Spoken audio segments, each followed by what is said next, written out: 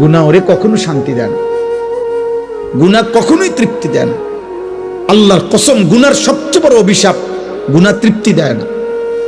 এক সাগর মদ পান করলেও মদখোর তৃপ্ত হয় না, এক গ্লাস পবিত্র পানি পান করলে মানুষ তৃপ্ত হয়ে যায়।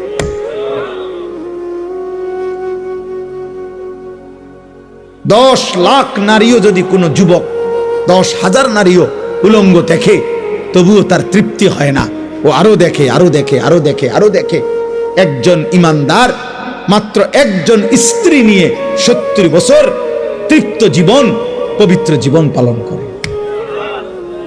পবিত্র স্ত্রী হালাল একজনেই সাইরা যায়, আর হারাম নারী সারা পৃথিবীর সবগুলোর উলঙ্গ করে দেখলেও তৃপ্তি হয়।